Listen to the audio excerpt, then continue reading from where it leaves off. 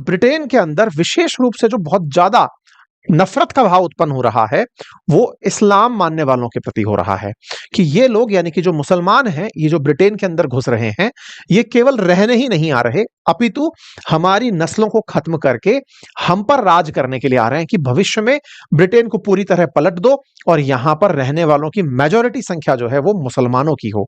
तो एक तरीके से जो भाव उत्पन्न हुआ है सड़कों पर प्रदर्शन करने वालों के, वो ये है कि इन सबको यहां से बाहर निकालो और सरकारों से कहा जा रहा है कि आप किसी ना किसी तरीके से अगर आप एक्शन नहीं लेते तो फिर हम कुछ ना कुछ करेंगे। आप भीड़ देखकर अंदाजा लगाएं एक बार के लिए कि यह नंबर कम नहीं है। मैं इस वीडियो को एक बार फिर से चला के दिखाना चाहूंगा जिससे आप इस संख्या को थोड़ा सा रियलाइज कर पाए कि ये गलियां जो भरी हुई आपको जनता से दिख रही हैं, ये सड़कों पर उतरी जनता ब्रिटेन की है और ये जनता केवल इस बात के लिए सड़कों पर उतरी है कि हे सरकार, आप कुछ करते क्यों नहीं। हमारे देश के अंदर अवैध बोट से भर भर करके, ये बोट की कहानी क्या है वो ही मैं आपको बताऊंगा, नावों से भर भर के जो लोग घुस रहे हैं, इनके खिलाफ आप कोई एक्शन क्यों नहीं लेते। अब ये नाव कहां से आती हैं, कैसे आती हैं, वो तो हम इंग्लिश चैनल वाली कहानी आपको बताएंगे, लेकिन ब्रिटेन की ये जो जनता आप उतरी हुई देख रहे हैं, इंटरेस्टिंग साथ में यहां पे चीज क्या है, इस भीड़ को इकट्ठा करने में एलॉन मस्क का भी बड़ा योगदान है। एलॉन मस्क ने ही ब्रिटिशर्स को यह कह करके उकसाया है कि या तो करो नहीं तो मरो। अगर तुम शांति से बैठ करके देखते रहे कि हाँ भाई मेरे साथ तो कोई वायलेंस नहीं हो रहा, तो वायलेंस तुम्हारे दर तक आ रहा है। मतलब इस समय एलॉन मस्क केवल अमेरिकी राजनीति को प्रभावित नहीं कर रहे, वो भाई ब्रिटिश राजनीति को भी प्रभावित कर रहे हैं और खुलेआम वो कीर स्टारमर जो ब्रिटेन के पीएम हैं उनको खींच करके ट्रोल कर रहे हैं। और तो और जो ये भीड़ देख रहे हैं, इस भीड़ का जो नेता रॉबिन्सन है, उसने इस भीड़ के सामने लाइव चर्चा करवाई है। लाइव चर्चा करवाई है एलॉन मस्क से, बकायदा एलॉन मस्क ने बिग स्क्रीन पर आकर के इनको संबोधित किया है। बैठे अमेरिका में है, संबोधित इनको कर रहे हैं कि यदि आप लोग अभी भी नहीं लड़े खुद के लिए तो फिर आपका हक कोई और लेकर चला जाएगा। जबकि कीर स्टारमर का मानना यह है कि ये वो जनता है जो इस्लाम से डरती है, ये इस्लामोफोबिक लोग हैं, इन्हें केवल इस्लाम से डर है इसलिए सड़कों पर उतरे हुए हैं।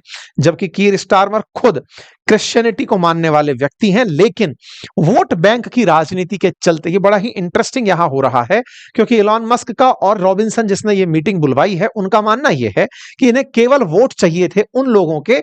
इस चक्कर में इन्होंने उन लोगों के प्रति इन लोगों को कहा कि तुम डरते हो, इस्लामोफोबिक हो, इसलिए इस तरह की रैली निकाल रहे हो। आप हैं प्रधानमंत्री, आप जिस पार्टी से बिलोंग करते हैं उस पार्टी का नाम लेबर पार्टी। इससे पहले जो ऋषि सुनक थे, वो ऋषि सुनक वाली जो पार्टी थी वो कंजर्वेटिव पार्टी थी, और कंजर्वेटिव पार्टी कहीं ना कहीं एलॉन मस्क के आइडिया से मैच करती थी। आज के सेशन में हम चर्चा करेंगे उन गैंग्स के बारे में जिन्हें ग्रूमिंग गैंग कहा जाता है, जो पाकिस्तानियों द्वारा बनी हुई हैं, जिसमें बच्चियों के साथ अपहरण, रेप, नशा कराकर उन्हें धर्मांतरित करना और उनका अवैध व्यापार करना शामिल है, जिसके खिलाफ ब्रिटेन में खूब प्रदर्शन पहले भी हुए हैं, लेकिन ये इसे महज एक अपराध ही मानते हैं, नथिंग एल्स। फिलहाल ब्रिटेन की राजधानी लंदन में इतिहास का सबसे बड़ा प्रदर्शन कंसीडर किया जा रहा है इसे, और इसे बुलाने वाला व्यक्ति टॉमी रॉबिन्सन है, जो कि इस्लाम विरोधी कट्टर दक्षिणपंथी कार्यकर्ता माना जाता है। पुलिस के अनुसार प्रवासी विरोध मार्च में लगभग 1,10,000 लोग शामिल थे। ये पुलिस का नंबर है, लंदन पुलिस का नंबर है। ये नंबर ज्यादा हो सकता है, पुलिस सामान्यतया बड़ा ही मतलब ऐसा नंबर देती है ताकि लगे नहीं कि भीड़ ज्यादा थी, ठीक है। इनका कहना था कि हमें अपना देश वापस चाहिए। ये बिल्कुल वैसे ही जैसे ट्रंप ने है ना make America great again type का नारा लगवाया था, वैसा ही है। रॉबिन्सन इंग्लिश डिफेंस लीग से जुड़े हुए व्यक्ति रहे हैं और ब्रिटेन में प्रवासन के खिलाफ काफी बड़ी मुखर आवाज बनकर के लोगों को उनकी अभिव्यक्ति की स्वतंत्रता के लिए उकसाते रहे हैं। ब्रिटेन के इतिहास में इसे सबसे बड़ी अब तक की रैली माना जा रहा है, और इस रैली में हम अपना देश वापस चाहते हैं, हमारी फ्री स्पीच हमें वापस चाहिए, हमारी देश हमको वापस चाहिए, और उन्हें यहां से बाहर निकालिए, और स्टॉप द बोट्स ऐसा कह करके यहां पर तलखी तख्तियां लहराई जा रही हैं। मतलब जो लोग यहां पर प्रोटेस्ट कर रहे हैं उन्हें अपना देश वापस चाहिए। किन से वापस चाहिए? जो अवैध रूप से यहां आकर बस गए प्रवासी हैं, जो कि यहां की कुल आबादी का लगभग 6.5 करोड़ की आबादी है यूनाइटेड किंगडम की, उसमें लगभग 16% प्रवासी हैं। ऐसे में इनका कहना यह है कि हमें अपना देश वापस चाहिए, और जो प्रवासी हैं उनमें जिनमें मेजॉरिटी मुस्लिम्स हैं। इनको कहना है कि हमें हमारी फ्री स्पीच वापस चाहिए। ऐसा क्यों? क्योंकि जब भी कुछ बोलते हैं इस्लाम के खिलाफ तो वो हेट स्पीच में काउंट हो जाता है, और हेट स्पीच में काउंट हो जाता है, सरकार उन्हें बोलने नहीं देती है। तो बोले हमें वो वापस चाहिए, हमारा देश हमें वापस चाहिए, और जो लोग आ गए हैं इन्हें यहां से बाहर निकालिए। इंटरेस्टिंग फैक्ट ये है कि यहां पर कई लोग यहां प्रदर्शन करते समय चार्ली कर्क का जिक्र कर रहे थे, जिसका अभी अमेरिका के अंदर जिसे मार दिया गया था। और दूसरा, इस रैली में बहुत सारे लोग इस्लाम विरोधी नारे चैंट कर रहे थे। आपको वो सारी कटिंग्स में दिखाऊंगा। फिलहाल के लिए जिस व्यक्ति ने इस रैली को बुलाया, एक 42 वर्षीय व्यक्ति जिसका नाम है टॉमी रॉबिन्सन, ये अपने आप की पहचान राइट एक्टिविस्ट के रूप में, ईडीएल लीडर और पत्रकार के रूप में बताता है, खुलकर इस्लाम का विरोध करता है और एंटी इमिग्रेशन अभियानों के लिए जाना जाता है। कई बार जेल जा चुका है, कई बार इसके ऊपर तरह तरह के आरोप लग चुके हैं, लेकिन इतनी बड़ी भीड़ को बुलाकर इसने दुनिया का ध्यान अपनी तरफ आकर्षित कर लिया। आप सोचिए, ये 1.25 लाख की भीड़ तो सड़कों पर थी, इसके अलावा जो लोग इसके साथ ऑनलाइन जुड़ना चाहते थे, 7.4 मिलियन व्यूज हैं ऑनलाइन ट्विटर पर जिन लोगों ने इस रैली को सपोर्ट किया। इस रैली को सपोर्ट करने वालों में ही इलॉन मस्क शामिल हो गए थे। ये बकायदा लिंक था जिसको जाकर के ज्वाइन करना था, और मस्क इनको इसी में ज्वाइन कर लिया, और उन्होंने इसका समर्थन करते हुए कहा कि ब्रिटेन में अब सत्ता बदल जानी चाहिए, ब्रिटेन की संसद को भंग कर दिया जाना चाहिए। साथियों, यह भी बड़ा ही इंटरेस्टिंग बात है कि आप विचार करिए, आप एक अमेरिकी नागरिक हैं, अमेरिका में बैठकर व्यापार कर रहे हैं, लेकिन आप ब्रिटेन की संसद को भंग होने की मांग करते हैं। यह अपने आप में दर्शाता है कि ब्रिटेन में संभवतया कुछ ज्यादा ही अभिव्यक्ति की आजादी है कि एक दूसरे देश में बैठा हुआ नागरिक ब्रिटेन की सत्ता परिवर्तन की मांग कर रहा है। विचार करिए कि अगर यह हमारे देश में हुआ होता कि बाहर बैठा कोई व्यक्ति भारत में इस तरह की मांग को उठा रहा होता, तो शायद हम बाकी सब छोड़कर पहले उससे निपटने निकलते। लेकिन यहां की जनता इलॉन मस्क को बढ़िया से सुन रही है कि तुम बढ़िया कहते हो यार, हमारे प्रधानमंत्री को हट जाना चाहिए। और तो और ब्रिटिश गवर्नमेंट ने इलॉन मस्क के खिलाफ कोई एक्शन नहीं लिया। बकायदा मस्क का नारा लगा, लड़ो या मरो। और इलॉन मस्क ने जिक्र करते हुए कहा कि चार्ली कर्क की हत्या हुई, चार्ली को मारने वाले लोग उसका उत्सव मना रहे थे, ये वामपंथी विचारधारा के लोग ही हो सकते हैं। ऐसे में उन्होंने कड़ी टिप्पणियों की और उन्होंने कहा कि मैं 2024 में भी इस बात को मेंशन किया था कि ब्रिटेन गृह युद्ध के कगार पर पहुंच रहा है। इलॉन मस्क के भाषण की प्रमुख लाइनें थी, या तो तुम लड़ो या मरो। This is a message to the reasonable centre, the people who would not get involve in politics, who just want to live their lives. They are quiet. If this continues, that violence is going to come to you. You will have no choice. यदि आप चुप रहेंगे, यदि आप इस हिंसा के खिलाफ नहीं बोलेंगे जो आपके लिए हो रही है, आपके खिलाफ हो रही है, अगर आप उसके खिलाफ नहीं बोलेंगे तो यह हिंसा एक दिन आपको ले जाएगी। जो लोग ये सोचते हैं कि मुझे राजनीति नहीं करनी, मुझे किसी प्रकार की कोई टिप्पणी नहीं करनी जो ये अपराध हो रहे हैं, तो समझिए एक दिन ये हिंसा आप तक पहुंच रही है। ये किस हिंसा की बात कर रहे हैं, ये किस बात से इतने उद्विग्न है, ये रैली में किस बात का जिक्र कर रहे हैं? असल में क्या हुआ कि ब्रिटेन के अंदर ना पिछले साल, यानी कि आज से 8 महीने पहले 3 बच्चियों की हत्या हो गई थी, और 3 बच्चियों को मारने वाले मुस्लिम लोग थे, इस्लाम पर मानने वाले लोग थे, और वो ग्रूमिंग गैंग से जुड़े हुए थे। ग्रूमिंग गैंग का काम था कि बच्चियों को पहले बहला फुसलाना, छोटी बच्चियां, उन्हें बहलाना फुसलाना, नशा देना, फिर उन्हें मैच्योर होने पर या तो बेच देना, या फिर उनसे यौन उत्पीड़न करना, या फिर उनके साथ धर्मांतरण की घटनाएं करना। ये लंबे समय से ब्रिटेन के अंदर चल रहा है। ये खुल करके इस बात का विरोध करते आए हैं, और इसी कारण से ये अभी भी इस बात को बोल रहे थे कि जो आपके खिलाफ, अच्छा उन बच्चियों की फिर बाद में हत्या हो गई, तो इसके खिलाफ ये तब भी बोले थे और अभी भी बोले थे। उस समय भी कीर स्टारमर को इन्होंने खूब ज्यादा पकड़ के ग्रिल किया था ट्विटर पर, और इस बार भी ये बार बार कहते आ रहे थे कि अगर आप लोग इसके खिलाफ नहीं उतरेंगे तो कुछ होगा नहीं। तो एक तरह से मस्क ने लोगों को मोटिवेट किया हुआ था, और इसी मोटिवेशन में जो चार्ली चार्ली जो नारा है ये बहुत तेजी से बोला जा रहा था। ये आप सुन सकते हैं, ये चार्ली कर्क इतना जिक्र क्यों होने लगा ब्रिटेन में, इसकी तस्वीरें लोग क्यों लहराने लगे, आप सोचकर देखिए। इसके पीछे का कारण था कि चार्ली अमेरिका में अमेरिकन से कह रहा था कि अमेरिका अमेरिकन के लिए है, आउटसाइडर्स के लिए नहीं है। ऐसा क्यों है? क्योंकि अमेरिका में असल में जो भी ये पैलेस्टीनियंस है, या फिर जो समर्थक हैं फिलिस्तीन के, हमास के, उन समर्थकों के द्वारा यूनिवर्सिटीज में, सड़कों पर सरकार विरोधी प्रोटेस्ट किया जाता रहा है। बार बार अमेरिका विरोधी प्रोटेस्ट होता रहा है कि आप गाजा में हो रही हिंसा के खिलाफ क्यों नहीं बोलते, या फिर गाजा में जो इजरायली कार्रवाइयां हो रही हैं उन्हें करने में अमेरिका सपोर्ट क्यों करता है। ऐसे लोगों को चार्ली बहुत ज्यादा वहीं पर काउंटर करता था। इसी तरह से चार्ली की डिमांड यहां पर हो रही है कि सरकार जिस तरह से हमारे यहां काम कर रही है, वो जो लोग ब्रिटेन में रह करके क्रिश्चियंस के खिलाफ हिंसा कर रहे हैं या फिर ब्रिटिशर्स के खिलाफ हिंसा कर रहे हैं, उनके खिलाफ क्यों नहीं बोल रहे। बस इसी को ध्यान में रखते हुए यहां पर इस तरह का प्रोटेस्ट हो रहा था। लोगों का गुस्सा आप देखें, पुलिस के साथ झगड़ते हुए लोग सड़कों पर थे। पुलिस के प्रति लोगों के अंदर जो हिंसा का भाव था, 1600 से अधिक पुलिसकर्मी लगाए गए थे, 500 कहीं इधर उधर से भी बुलवा करके यूनाइट द किंगडम नाम की इस रैली में बुलाए गए थे। और यहां पर केवल यह था कि it has to be clear that Islam is our real enemy, we have to get rid of Islam. यहां पर इस्लाम के खिलाफ टिप्पणी करते हुए इस व्यक्ति को इस मीटिंग के अंदर सुन सकते हैं। यहां पर कुल मिलाकर के प्रवासियों के नाम पर जो बातें की जा रही थी, अवैध रूप से जो यहां आकर बसे हुए प्रवासी हैं, उनमें मेजॉरिटी जो ध्यान था इनका वो इस्लाम पर था। अब मैं आपको ब्रिटेन की इमिग्रेशन की दिक्कत बताता हूं। देखिए, वैसे तो ब्रिटेन एक तरह का आइलैंड कंट्री है, 4 बड़े किंगडम से मिलकर के बना हुआ है, जिसमें नदर्न आयरलैंड, स्कॉटलैंड, इंग्लैंड और वेल्स शामिल हैं। इन 4 किंगडम से मिलकर बना हुआ यूनाइटेड किंगडम है। यूनाइटेड किंगडम चूंकि आइसोलेटेड है, तो इससे जो ज्वाइन करने के लिए आपको इस वाले समुंदर को क्रॉस करना होता है, और इसे क्रॉस करने के लिए फ्रांस से यूके जाने के लिए इंग्लिश चैनल पार करना होता है। बस ये जो इंग्लिश चैनल है ना, इसी को पार करने के लिए छोटी छोटी नावों में भर करके लोग यहां से यूके में पहुंचते रहे हैं। इसी को स्टॉप दी बोट कहा गया कि यहां से यहां लोगों को मत जाने दो। स्टॉप दी बोट असल मायने में फ्रांस से यूके जाने वाली बोट्स को रोकने के लिए था। 6.92 करोड़ यहां की आबादी है according to World Bank. English Channel को ही मतलब ज्वाइन कराता है फ्रांस और ब्रिटेन। लोग जो यहां पहुंचते हैं उन्हीं के खिलाफ हो रहा है सारा प्रदर्शन। अच्छा, अब यहां की मैं थोड़ी सी आपको आबादी के बारे में बता देता हूं। रंग के हिसाब से 83% लोग यहां गोरे हैं, 8.6% लोग यहां एशियन हैं, 3.7% ब्लैक हैं। ये मेजर नंबर है जिस पर फोकस करें। इसी तरह से अगर रिलीजन की बात की जाए तो 46% लोग यहां क्रिश्चियन हैं और 37.8% लोग वो हैं जो नो रिलीजन है।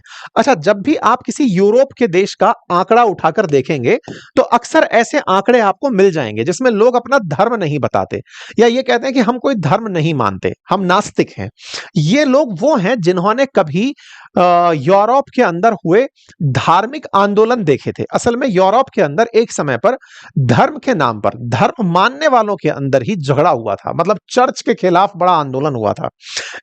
एक दौर था जब ब्रिटेन या फिर यूरोपियन देशों में चर्च का बड़ा रोल हुआ करता था, लेकिन जैसे जैसे साइंस का विकास हुआ, चर्च के खिलाफ लोगों ने विरोध किया।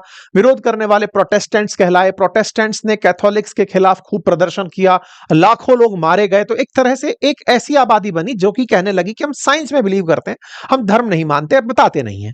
वो अपने आप को रिलीजन की कैटेगरी में नो रिलीजन लिखवाते हैं कि नहीं मत बताओ, मेरा इनर फेथ है, बताने की आवश्यकता क्या है। उस तरह के लोग हैं।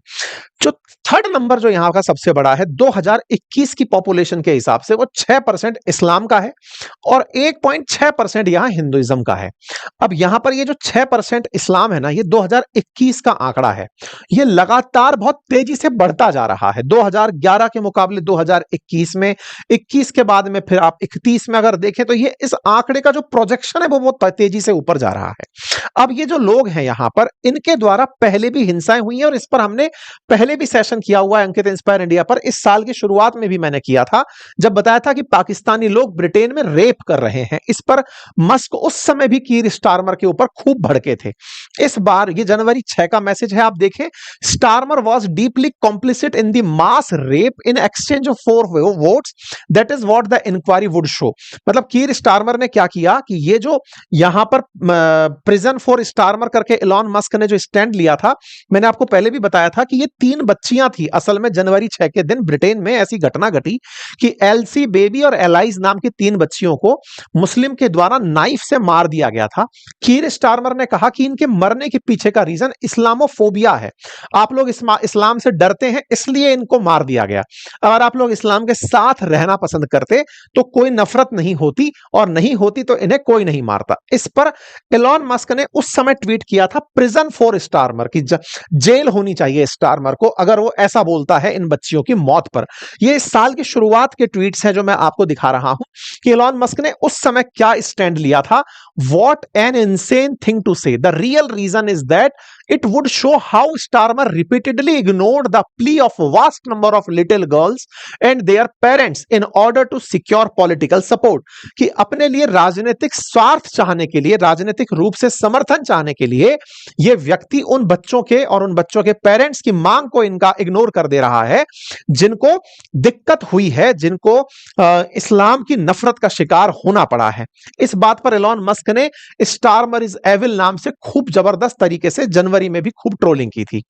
किस बात के खिलाफ ये सारा था? तो ये था ग्रूमिंग गैंग के खिलाफ। असल मायने में ये एक ऐसा पैटर्न है जिसमें बच्चों को पहले दोस्त बनाना, फिर उनका भरोसा जीतना, उसके बाद शारीरिक शोषण करना, अमानवीय हिंसा करना, बच्चियों को नशे की आदत डालना, फिर और लोगों के साथ उन्हें संबंध बनाने के लिए मजबूर करना, ऐसा ब्रिटेन के अंदर मुस्लिमों के द्वारा किया जाता रहा है। ऐसे लोगों के चेहरे बाहर निकलकर, मेजॉरिटी निकलकर आए, जिनमें से अपने एशिया की तरफ से जो मेजर लोग थे, या तो पाकिस्तान से, बांग्लादेश से, कुछ हिंदुस्तान से भी लोग थे जो इस तरह की चीजों के अंदर जुड़े हुए पाए गए थे।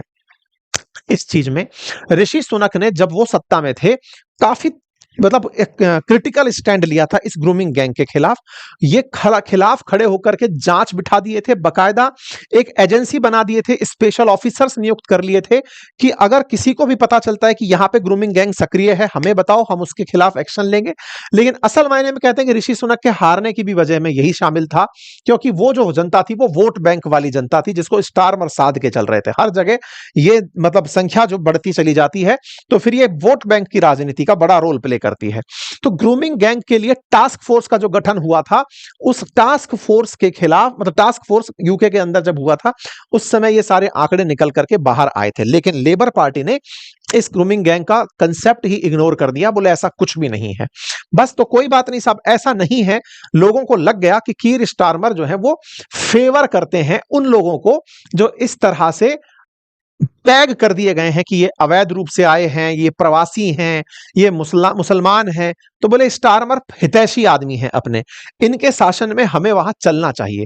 तो पिछले 12 महीने में बड़ी संख्या में लोग ब्रिटेन में एंट्री कर गए, और सबने रूट क्या लिया? ये वाला इंग्लिश चैनल पार करने वाला, लगभग 50 किलोमीटर का इंग्लिश चैनल पार करके ब्रिटेन में एंट्री करने वाला। तो इस चीज को पहले भी ऋषि सुनक ने उठाया था, स्टॉप दी बोट करके, और अभी जो रॉबिन्सन उठाए हैं वो इसी चीज को उठाए, स्टॉप दी बोट। क्यों? क्योंकि यहां पर 6.5%, लगभग 41 लाख मुसलमानों की संख्या हो चुकी है, जिसमें पाकिस्तान, बांग्लादेश और मध्य पूर्व से आए हुए लोग हैं। ब्रिटेन की कुल आबादी का 16% प्रवासी है। हिंदू यहां पर 1.2 मिलियन यानी 12 लाख है, और अन्य जो 5.7% मिलियन जो लोग हैं, यानी 57 लाख के आसपास, उनमें से 50% ईसाई हैं, सिख हैं। इस तरह से यहां पर अप्रवासी एंट्री कर रहे हैं। 28,000 प्रवासी तो इस साल ब्रिटेन में बोट से एंट्री करके पहुंच गए हैं। और यहां पर आकर के, चूंकि जब ये लोग यहां पहुंचते हैं तो यहां पर पहुंच करके ये लोग कहीं भी रहने पहुंच जाते हैं। इनको पता है कि ब्रिटेन का कानून अवैध रूप से भी आए हुए व्यक्ति को शरण देता है। शरण भी इस तरह की कि उन्हें होटल में रखना, उनको खर्चा देना, उन्हें वापस उनके देश भिजवाने का प्रयास करना। अगर वो ये कह दें कि हमें अपने देश में डर है, तो फिर उनके लिए केस की लड़ाई करना, फिर उनको रहने की व्यवस्था देना। ऐसा करके बड़ी संख्या में लोग इस समय यूके के अंदर एंट्री कर रहे हैं। मतलब एक तरह से ये समझिए कि इनके यहां पर जो सबसे बड़ा मुद्दा अगर लोगों से पूछा जाए तो 48% लोगों का मानना है कि भाई साहब ये जो इमिग्रेशन हो रहा है ना हमारे यहां पर, ये सबसे बड़ा मुद्दा है। मतलब हर 3 में से 2 मतलब ब्रिटिश सर आदमी जो है वो ये मानता है कि हमारे यहां पिछले 12 महीनों में छोटी बोट से आए हुए लोगों की संख्या जबरदस्त बढ़ी है। हर 10 में से 3 लोकल का मानना यह है कि असाइलम सीकर्स कहीं भी घूम भटक रहे हैं। एक तरह से अगर प्रोटेस्ट की बात की जाए तो सबके अपने अपने स्टैंड है, मतलब ये सर्वे है कुल मिलाकर के यूके के लोगों का बहुत बड़ा प्रॉब्लम यह है कि यहां पर अवैध रूप से प्रवासी आ रहे हैं। जो ब्रिटेन में लोग आते हैं उनमें मेजॉरिटी स्टूडेंट आते हैं, फिर स्टूडेंट के साथ साथ वर्क के लिए लोग आते हैं, लेकिन ये जो अवैध रूप से आ रहे लोग हैं इन्होंने ब्रिटेन के पूरे सिस्टम को हिला दिया है। बस इसी के चलते लोगों का मानना है कि अगले 40 सालों में ब्रिटिशर्स अपने ही देश में अल्पसंख्यक हो जाएंगे, क्योंकि अप्रवासियों की संख्या बढ़ती जा रही है। और जन्म और मृत्यु दर का आकलन अगर देखें तो ब्रिटिशर्स फिलहाल 73% बचे हैं, 2050 तक ये 57% रह जाएंगे। आउटसाइडर यहां पर इतने हो जाएंगे, 2063 तक ब्रिटिश मूल के लोग अल्पसंख्यक हो जाएंगे और अश्वेत लोग जो हैं उनकी आबादी 50% से ऊपर हो जाएगी।